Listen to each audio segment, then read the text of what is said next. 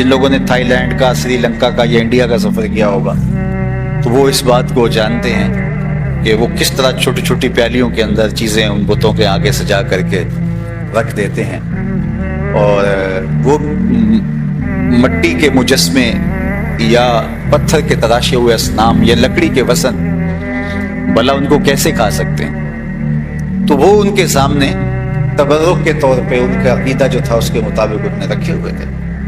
اب حضرت ابراہیم جب داخل ہوئے تو دیکھا کہ طرح طرح کے کھانے ان بتوں کے آگے رکھے ہوئے، تو آپ نے فرمایا الا تاکلون، کھاتے نہیں ہو؟ ما لکم لا تنطقون، اب وہ کیا جواب دیتے؟ تو پھر کہا تو تم بولتے بھی نہیں ہو، بات بھی نہیں کرتے۔ یہ ان بتوں کی تدحیق کے لیے تھا، یہ نہیں تھا کہ حضرت ابراہیم کو گمان تھا کہ یہ کیوں نہیں کھا رہے، بلکہ ان کی تذلیل کے لیے، ان کی تدحیق کے لیے، ان کی بے بسی کو بیان کرنے کے لیے آپ نے کہا فقال الا تاکلون، کھاتے نہیں ہو؟ ما لکم لا تنطقون، اچھا بولتے بھی نہیں ہو، بات بھی نہیں کرتے، کیوں نہیں کھا رہے؟ فراغ علیہم ضربا بالیمین، تو آپ نے دائیں ہاتھ کی ضرب سے ان کے ٹکڑے ٹکڑے کر دیے۔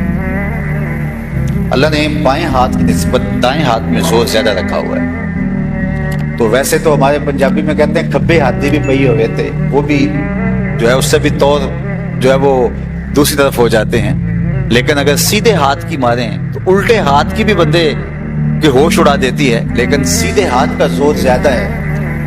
تو اللہ تعالیٰ جل شانہ نے یہاں جو لفظ بیان فرمایا حضرت ابراہیم کے اس جاہ و جلال کو بیان کرنے کے لیے، فراغ علیہم ضربا بالیمین، تو دائیں ہاتھ سے کلہاڑا آپ نے پوری قوت کے ساتھ مارا اور ان کے ٹکڑے ٹکڑے کر دیے۔ فاقبلوا الیہ یزفون، تو کافروں کو اس کی طرف جو ہے وہ آنے کی جلدی تھی، وہ پلٹ کے جب آئے دیکھا سارے بتوں کا تیا پانچا ہو گیا ہوا ہے۔ دوسرے مقام پہ اللہ تعالیٰ نے ارشاد فرمایا کہ ان کے ٹکڑے ٹکڑے ہو گئے، چورا چورا ہو گئے، جب آپ نے اپنے کلہاڑے سے ان کے ٹکڑے کر دیے۔ اور اچھا کیا کیا کہ آپ نے وہ جو کیا نام لیتے ہیں کلہاڑا تھا، وہ بڑے بت کے اوپر ڈال دیا، اس کے ٹکڑے ٹکڑے کر دیا۔ سورہ الانبیاء کے اندر بھی اس مضمون کو دیکھا جا سکتا ہے، بڑی خوبصورتی کے ساتھ سورہ الانبیاء کے اندر اس مضمون کو میرے رب نے بیان کیا ہے، اور خوبصورتی کے ساتھ اس کو ہمارے سامنے رکھا ہے کہ حضرت یوسف، حضرت سیدنا ابراہیم علیہ السلام کس طرح اللہ کی توحید کے پرستار ہیں اور پیغمبرانہ شان کے ساتھ اور عظمت کے ساتھ کس طرح آگے بڑھتے ہیں۔ تو آئیے ذرا اس مضمون کو ہم سورہ الانبیاء جو قرآن مجید کی 21ویں سورت ہے اس میں اس مضمون کو دیکھ سکتے ہیں۔ تو ارشاد فرمایا کہ اللہ تعالیٰ جل شانہ نے حضرت ابراہیم علیہ السلام کو رشد عطا کیا، برکتوں سے مالا مال کیا، اور ان کو قوت، توانائی، شان و شوکت سب کچھ عطا کیا۔ اب وہ بت خانے کے اندر جب تشریف لائے اور دیکھا کہ وہاں جھوٹی خدائی کے زوم کے اندر وہ اپنے آگے مختلف چیزیں جو کفار کی جانب سے سجائی گئی ہیں، تو وہ وہاں بیٹھے ہوئے ہیں، تو آپ نے آ کر کے ان پر وار کیا اور ان کے ٹکڑے ٹکڑے کر دیے۔ تو جب ان کے ٹکڑے ٹکڑے ہو گئے فجعلہم جزازا الا کبیر لہم، اللہ فرمایا اللہ تعالیٰ نے ان کے ٹکڑے ٹکڑے کر دیے حضرت ابراہیم نے، مگر جو بڑا تھا اس کو کچھ نہیں کہا۔ یہ حکمت تھی، جس طرح مناظرے کا ایک رنگ ہوتا ہے، دلیل راستہ چھوڑنا پڑتا ہے کہ یہاں کوئی آ کے پھنسے تو پھر جو ہے وہ میں اس کو قید میں کر سکوں۔ مچھلیاں پکڑنے کے لیے بھی طریق ہوتا ہے کہ ایک جانب سے راستہ چھوڑ دیا جاتا ہے اور مچھلیوں کو وہاں سے راستہ ملے اور وہاں سے وہ اس جو ہے وہ کم پانی میں آ جائے اور پھر وہاں سے پکڑ لیا جائے۔ تو یہ طریق ہوتا ہے کسی کو پھنسانے کے لیے۔ تو بڑے بت سے نفرت کم نہیں تھی، یا اس پر یہ نہیں تھا کہ اس پر غصہ نہیں تھا یا اس سے کوئی معاہدہ تھا، بلکہ کفار کو لاجواب کرنے کے لیے ایک طریق تھا کہ ان کے چھوٹے چھوٹے جتنے بھی بت تھے اور بتنیاں تھیں سب کے ٹکڑے ٹکڑے کر دیے۔ قرآن نے جو لفظ استعمال فجعلہم جزازا، ان کے ٹکڑے ٹکڑے کر کے رکھ دیے، الا کبیر لہم، لیکن جو بڑا بت تھا اس کو یوں ہی چھوڑ دیا. لعلہم الیہ یرجعون، کہ شاید وہ اس کی طرف آئیں اور اس سے کچھ پوچھیں. قالوا من فعل ھذا بآلہتنا انہ لمن الظالمین. اب جب وہ واپس پلٹے اور انہوں نے دیکھا کہ ہمارے بتوں کے ساتھ کسی نے بہت برا سلوک کیا ہے، تو وہ کہنے لگے ہمارے خداؤں کے ساتھ جس نے بھی یہ کیا ہے اس نے بہت ظلم کیا ہے، بہت زیادتی ہوئی ہے. اب وہ بیٹھ کے آپس میں سوچنے لگے کہ یہ ہوا کیا. یعنی یہ ان کے محافظ کہلاتے تھے اور نمرود کی جھوٹی خدائی ان کے بل بوتے پہ چل رہی تھی ان کے زوم کے مطابق، اور وہ ان کو اپنی ساری ضرورتوں کا کفیل بھی سمجھتے تھے اور اپنے لیے بہت بڑی ڈھال اور ڈھارس بھی سمجھتے تھے کہ یہ بت ہمیں کچھ نہیں ہونے دیں گے اور ہمارے ضروریات کی کفالت بھی یہی کریں گے. لیکن جب وہ اپنے آپ کو بھی نہ بچا سکے اور ان کا تیا پانچا ہوا ہے اور وہ بکھرے پڑے ہیں، کسی کا کان کٹا ہے، کسی کی ناک کٹی ہے، کسی کے اعضاء ٹوٹے ہیں، کسی کا پیٹ چاک ہے، کسی کی ٹانگیں توڑ دی گئی ہیں، بڑے حیرت زدہ ہوئے اور آپس میں بیٹھے اور کہا کہ یہ کس نے کیا ہوگا؟ پورے بابل کے اندر یہ کسی کو جرأت ہو سکتی ہے کہ اپنے خداؤں کے ساتھ یہ کرے؟ قالوا سمعنا فتى يذكرهم يقال له ابراہیم. تو لوگوں نے کہا ایک جوان ہے یہاں جس کا نام ابراہیم ہے. ان بتوں کے بارے میں اس طرح کے خیالات تو اسی کے ہیں. بتوں کو خیر سے یاد نہیں کرتا، وہ جب بتوں کی بات کرتا ہے تو تمسخر اڑاتا ہے، تضحیک کا نشانہ انہیں بناتا ہے. تو وہ ان کی جھوٹی خدائی کا قائل نہیں ہے، تو یہ اسی کا کیا دھرا ہو سکتا ہے. قالوا فاتوا به علی اعین الناس لعلهم یشهدون.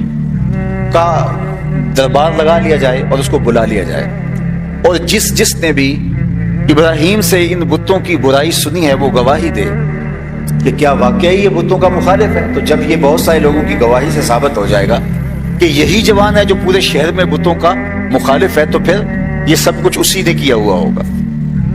باقاعدہ دربار لگ گیا، آیان سلطنت بھی بیٹھ گئے، وزراء بھی بیٹھ گئے، نمرود خود آ کے بیٹھ گیا. بہت بڑا واقعہ تھا، بابل کی تاریخ بڑا حادثہ تھا.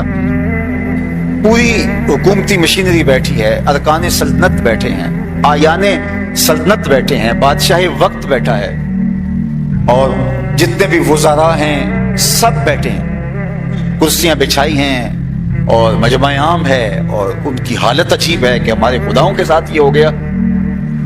تو ایک تنہا شخص ابراہیم علیہ السلام، سب کو شک ان پہ ہے کیونکہ وہ بتوں کے خلاف وہی بولتا ہے. تو کہا جاؤ بلا کے لاؤ. تو گیا جا کے انہیں ہرکارا جا کے بلا لایا. اب اتنے بڑے ہجوم کے اندر جو نظریاتی مخالف بھی ہو، اقتدار کی مسندیں بھی ان کے پاس ہوں، ظالم اور جابر بھی ہوں، اور ایک شخص کا حمایتی پورے مجمع کے اندر کوئی نہ ہو، تو نفسیاتی پریشر بندے کے اوپر آ جاتا ہے اور بندہ ڈول جاتا ہے. لیکن توحید کا نور سینے میں جب رچ جاتا ہے تو پھر ساری خدائی بھی ایک طرف ہو تو بندہ پرواہ نہیں کرتا. تو حضرت ابراہیم علیہ السلام اس بڑے مجمع میں لائے گئے اور انہوں نے کہا قالوا انت فعلت هذا بآلهتنا یا ابراہیم. ابراہیم، ہمارے ان خداؤں کے ساتھ یہ سلوک تم نے کیا ہے؟ یہ فوراً سوال جڑ دیا. تو حضرت ابراہیم نے پوری پلاننگ تھی تو آپ نے برجستہ جواب دیا. قال بل فعلہ کبیرہم ھذا. ان کے بڑے نے کیا ہوگا، اسلحہ اس سے برآمد ہوا ہے.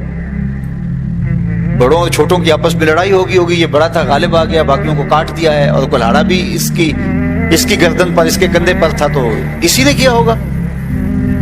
ھذا فاسألوہم ان کانوا ینطقون. اچھا چلو یہ نہیں بتا رہا تو ان سے پوچھ لو تمہارے ساتھ کس نے کیا ہے. یہ جن کے کان کٹے ہیں، جن کی ٹانگیں توڑی گئی ہیں، جن کے پیٹ چاک کیے گئے ہیں، یہ جن کا تیا پائچا کر دیا ہے، چلو ان سے پوچھ لو کہ تمہارے ساتھ کس نے کیا. کتنی زبردست کاٹ تھی، کلہاڑے سے بھی سخت کاٹ تھی. پہلے کہا بڑے نے کیا ہوگا، اسلحہ اس سے برآمد ہوا ہے، قرینہ حالیہ یہی ہے. پھر کہا اچھا چلو ان سے پوچھ لو، یہ بتائیں کہ ہمارے ساتھ کس نے سلوک کیا. فرجعوا الى انفسهم فقالوا انکم انتم الظالمون. قرآن نے یہاں ان کی کیفیت بیان کی. جب حضرت ابراہیم نے یہ کہا نا تو پھر ان کی جو کیفیت ہوئی وہ بیان کی. فرجعوا الى انفسهم. اللہ اکبر. وہ اپنے جی کی طرف پلٹے، اپنے اندر اترے، اپنے ضمیر کی طرف جھانکنے لگے. ضمیر سے جو آواز آئی وہ کیا تھی؟ فقالوا انکم انتم الظالمون، اندر سے آواز آئی تم خود ہی ظالم، جو اپنا دفاع نہ کر سکیں اور اپنے درد کی پپتا بھی نہ سنا سکیں، اپنی مظلومیت کی کہانی بھی بیان نہ کر سکیں، وہ تمہارا کیا کریں گے؟ یہ اندر سے ضمیر چیخ رہا تھا، اندر سے آوازیں آ رہی تھی۔ قرآن نے یہ منظر بیان فرمایا، فَرَجَعُوا إِلَىٰ أَنفُسِهِمْ، تو وہ اپنے من کی طرف پلٹے، اپنے ضمیر کی طرف جھانکنے لگے، فَقَالُوا إِنَّكُمْ أَنْتُمُ الظَّالِمُونَ، اور اپنے آپ کو کہنے لگے تم خود ہی ظالم ہو۔ لیکن یہ چند لمحوں کے لیے تھا یہ احساس۔ ثُمَّ نُكِسُوا عَلَىٰ رُءُوسِهِمْ، پھر انہوں نے اپنے سروں کو نیچے جھکا لیا اور گھٹنوں کے درمیان رکھ دیا۔ جب انتہائی شرمندہ ہو اور دلیل نہ ہو بندے کے پاس، تو پھر جب وہ بات نہیں کر سکتا تو آنکھوں میں آنکھیں ملا نہیں سکتا، تو قرآن نے اس منظر کو بیان کیا۔ پھر اپنے سروں کے بل اوندا دیے گئے، یعنی سروں کو اپنے گھٹنوں پر رکھ لیا انہوں نے، اور وہ جو آج کہہ رہے تھے ابھی چند لمحوں، أَأَنْتَ فَعَلْتَ هَٰذَا بِآلِهَتِنَا يَا إِبْرَاہِيمُ، اے ابراہیم ہمارے خداؤں کے ساتھ یہ تم نے کیا ہے؟ لہجے میں کڑک تھی، لہجے میں کھنک تھی، متکبرانہ مغرورانہ لہجہ تھا، جھوٹی خدائی کا ناقوس بج رہا تھا، اور انہیں غرور اور تمکنت کے ساتھ، جس طرح کو کٹہرے میں مجرم ہوتا ہے ابراہیم کو کہہ رہے تھے تم نے ہمارے خداؤں کے ساتھ یہ کیا ہے۔ اب جو گردن اٹھا کے یہ کہہ رہے تھے، ابراہیم نے صرف دو لفظ کہے، بڑے نے کیا ہوگا اسلحہ اس سے برآمد ہوا ہے، یا ان سے پوچھ لو کہ تمہارے ساتھ یہ سلوک کس نے کیا۔ یہ صرف دو باتیں کی، دو باتوں کے بعد لہجے بدل گئے، اور قرآن بتاتا ہے گردنیں جھکا لی، اور ابراہیم علیہ السلام سے کہ کیا بولے؟ لَقَدْ عَلِمْتَ مَا هَٰؤُلَاءِ يَنطِقُونَ، لہجہ ٹوٹا ٹوٹا تھا، نظریں جھکی جھکی تھیں، اور گردنیں جو ہے وہ جھکا کر کے اپنے گھٹنوں پہ ڈالی ہوئی تھیں، اور دھیمی سی آواز سے بولے، لفظ بولیے سنیے، لَقَدْ عَلِمْتَ مَا هَٰؤُلَاءِ يَنطِقُونَ، ابراہیم تجھے پتہ ہے یہ بولتے نہیں، ابراہیم تو جانتا ہے یہ بیچارے بولتے نہیں ہیں۔ اللہ اکبر، یہی تو ابراہیم چاہ رہے تھے، اسی جگہ پہ ان کو لانا چاہ رہے تھے، اور جب انہوں نے کہا ابراہیم تو جانتا ہے یہ بیچارے بولتے نہیں ہیں، تو پھر جناب ابراہیم علیہ السلام کی خطابت کا رنگ دیکھنے والا تھا۔ اللہ اکبر، اللہ کا پیغمبر پیغمبرانہ شان سے کھڑا ہے، اور اس بھرے مجمع میں جہاں نمرود بھی ہے، آیان سلطنت بھی ہے، اور پوری قوم کھڑی ہے، اور حضرت ابراہیم کو کٹہرے میں لا کے کھڑا کیا تھا بطور مجرم کہ ہمارے خداؤں کے ساتھ یہ سلوک تم نے کیا ہے۔ دو لفظوں کی کاٹ کلہاڑوں سے بھی سخت ثابت ہوئی، اور حضرت ابراہیم علیہ السلام کے سامنے وہ لجاجت بھرے لہجے کے اندر جھکی جھکی آنکھوں سے دھیمے دھیمے انداز میں کہنے لگے، ابراہیم تو جانتا ہے یہ بیچارے بولتے نہیں ہیں، ان سے کیا پوچھیں۔ تو اسی موقع کی تلاش میں تھے، پھر اللہ کے نبی کھڑے ہوئے، اور جو انہوں نے لفظ کہے ذرا ان لفظوں کی کاٹ دیکھیے۔ آواز آئی، قال فتعبدون من دون اللہ ما لا ينفعكم شيئا ولا يضركم اف لكم ولما تعبدون من دون اللہ افلا تعقلون۔ حضرت ابراہیم علیہ السلام نے فرمایا، تم اللہ کے علاوہ ان کو پوچھتے ہو جو نہ تمہیں نفع دے سکتے ہیں نہ تمہیں نقصان دے سکتے ہیں۔ اف لکم، یہ وہ لفظ تھے جس لفظ نے جو ہے وہ ان کو جھنجھوڑ دیا۔ اف لکم، افسوس ہے تمہارے اوپر، تف ہے تمہارے اوپر، وَلِمَا تَعْبُدُونَ مِن دُونِ اللَّهِ، تمہارے ان جھوٹے خداؤں پر بھی۔ افلا تعقلون، پھر اگلی کار، تمہاری کھوپڑی میں دماغ نہیں ہے، تمہارے پاس عقل نہیں ہے۔ افلا تعقلون، کیا تم عقل نہیں رکھتے ہو؟ جو نہ تمہیں نفع دے سکے نہ تمہیں نقصان پہنچا سکیں، کوئی حملہ آور ہو تو اپنے آپ کو بچا نہ سکیں، دکھ کی کہانی بھی سنا نہ سکیں، اور وہ تمہارے معبود ہیں، وہ تمہیں مشکلوں سے بچاتے ہیں، تمہیں اذیتوں سے بچاتے ہیں، تمہیں تکلیفوں سے بچاتے ہیں، تمہارے لیے بارشیں برساتے ہیں، زمین سے سبزہ وہ اگاتے ہیں، جنگوں میں فتح تمہیں وہ دیتے ہیں، دشمن کی تلواروں کی کاٹ سے تمہیں وہ بچاتے ہیں۔ اف لکم ولما تعبدون من دون اللہ افلا تعقلون، کا افسوس ہے تمہارے اندر عقل نہیں ہے۔ اللہ اکبر۔ اب بتائیے اس کا کیا جواب تھا؟ اب تو سر نہیں اٹھ رہے تھے، جب بولتی بند ہو گئی، جب دلیل سے جواب دینا نہ آیا تو بولے، قرآن نے اس منظر کو بیان کیا ہے، بولے قالوا حرقوه وانصروا آلهتكم ان کنتم فاعلین، اس باغی کو جلا دو اگر اپنے بتوں کو بچانا چاہتے۔ اس کی کاٹ کا آپ جواب نہیں دے سکتے. اگر آپ اپنے مذہب کو بچانا چاہتے ہو, اپنے عقیدے کو بچانا چاہتے ہو, اپنے بتوں کی حفاظت کرنا چاہتے ہو, تو ایک ہی حل ہے کہ اس کو جلا کے راکھ کر دو. نہ رہے بانس نہ بجے بانسری.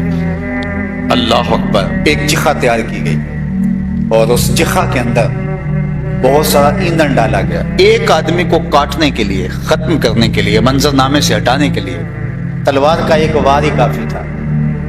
لیکن انہوں نے کہا کہ ہم عبرت کا نشان بنائیں. بہت بڑی چخا بنائی. علماء نے لکھا ہے کہ وہ منتیں مانتے کہ میرا یہ کام ہو جائے تو میں اتنا ایندھن اس چخا میں ڈالوں گا. تو اس بہت بڑے آتش دان میں, اس بہت بڑی چخا کے اندر ہزاروں من ایندھن ڈال دیا گیا. پھر اس کو آگ دی گئی اور اس کے جب شعلے بھڑکنے لگے تو اتنی بلندی پر آگ جا رہی تھی کہ اگر افق سے گزرتا ہوا کوئی پرندہ بھی گزرتا وہ بھی جل بن کے کباب بن کے اندر گر جاتا. اتنی تپش تھی کہ اب آگ جلا بیٹھے تو اب دور دور تک اس کی تپش پہنچ رہی ہے. تو کیسے ابراہیم کو ڈالنے جائیں؟ تو تیار کی ایک منجنیق اور کہا کہ اس کے اندر ڈال کر کے گھما کر کے منجنیق کو حضرت ابراہیم کو اس کے اندر ڈال دیا جائے. جناب ابراہیم علیہ السلام کے بدن کو رسیوں سے جکڑ دیا گیا اور منجنیق میں ڈال کر کے گھما کر کے ڈالا جانے لگا. تو جبریل امین حاضر خدمت ہوئے کہ آپ مجھ سے کہیں میرا وہاں جانا ہے جہاں کسی کا جانا نہیں, میں اس مشکل وقت میں آپ کی مدد کر سکتا ہوں. تو کہا جبریل مجھے آپ کی مدد کی ضرورت نہیں ہے. اے کرے تسلیم و رضا جناب ابراہیم خلیل کو جبریل امین نے کہا پھر اللہ سے خود ہی عرض کر دیجیے.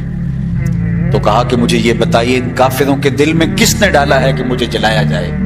کہا رب جلیل نے. کہا جلیل کی یہ مرضی ہے تو خلیل کی بھی یہی مرضی ہے. جے سونا میرے دکھ وچ راضی تے میں سکھ نو چلے ڈاواں. کہ اگر وہ اس بات میں راضی ہے کہ میں جل جاؤں تو میں 100 بار جلنے کے لیے تیار ہوں. تسلیم و رضا کا ایک موقع ایسا بھی آتا ہے کہ وہاں عرض بھی نہیں کی جاتی, بس خاموشی سے اس کی قدرت کے تماشے دیکھے جاتے. اب رسیوں سے جکڑے ہوئے جناب خلیل اور منجنیق کے ایک پلڑے میں ڈال کر کے دوسرے میں پتھر رکھ کر کے منجنیق کو گھمایا جانے لگا. کارکنان قضاء و قدر کی چیخیں نکل گئی, مالک پوری کائنات میں واحد پرستار تیری توحید کا, تیرے نام کا ایک ہی نمائندہ ہے, تیرے دین کا ایک ہی نمائندہ اور تیرا نام لیوا, اس کو بھی آگ میں جلایا جا رہا ہے. لیکن فطرت مسکرا کے کہہ رہی تھی فانوس بن کے جس کی حفاظت ہوا کرے وہ شمع کیا بجھے جسے روشن خدا کرے. تم میری قدرت کے تماشے دیکھو. انہوں نے گھما کر کے ابراہیم علیہ السلام کو اس آگ میں ڈال دیا. بڑھتے ہوئے شعلے جب آپ کے بدن کی طرف بڑھے تو سب سے پہلے رسیاں جلی اور جل کے خاکستر ہوئی, اور آگ بدن کی طرف بڑھنے نہیں پائی تھی. کوئی قصہ کہانی فرضی نہیں ہے, کوئی روایت نہیں ہے کہ جس کو تاریخ کے اعتبار سے ذوف کا الزام لگا کے رد کر دیا جائے. قرآن نے ہمیں بتایا ہے کہ جب جناب ابراہیم علیہ السلام کو آگ میں ڈال دیا گیا تو آواز آئی قلنا یا نار کونی بردم و سلاما علی ابراہیم, اے آگ میرے ابراہیم پر سلامتی کی ٹھنڈی ہو جائے. اتنی ٹھنڈی بھی نہ ہونا کہ میرے خلیل کو سردی لگنے لگ جائے, سرد بھی مناسب, یعنی کولنگ بھی ایسی ہو کہ جو تکلیف کا باعث نہ. تو کہا کہ آگ میرے خلیل کے لیے ٹھنڈی ہو جائے. اب رسیاں جل گئی, جو کبا پہنی تھی وہ جل گئی, اور جناب ابراہیم علیہ السلام آگ کے اندر 40 دن تک رہے. 40 دن تک مسلسل آگ کے شعلے بھڑکتے رہے, اور انہیں لگ یہ رہا تھا کہ اندر تو ان کا کوئی ذرہ بھی نہیں بچا ہوگا, ان کے بدن کی راکھ بھی نہیں بچی ہوگی, لیکن باہر آگ جل رہی تھی, اندر نسیم جنت کی ہوائیں چل رہی تھی. 40 دن کے بعد جب آگ بجھی اور دہکتے ہوئے انگاروں سے حضرت ابراہیم اپنی جگہ سے اٹھ کے ایسے باہر آئے جس طرح کوئی نازنین پھولوں پہ چل کے آتا. اللہ اکبر. کسی نے حضرت ابراہیم علیہ السلام سے پوچھا اے ابراہیم بتاؤ زندگی کے یادگار لمحے اور دن کون سے ہیں؟ کہا وہی 40 دن جو نار نمرود میں بسر ہوئے تھے, قربت الہی کے مزے تھے. کہا ہم نے ابراہیم کو جس امتحان سے بھی گزارا وہ سرخرو رہے, وہ کامیاب رہے. پاڑی نو گئیاں ਅਤੇ ਕੋਈ ਮੁੜੇ ਸੀ ਭਰ ਕੇ।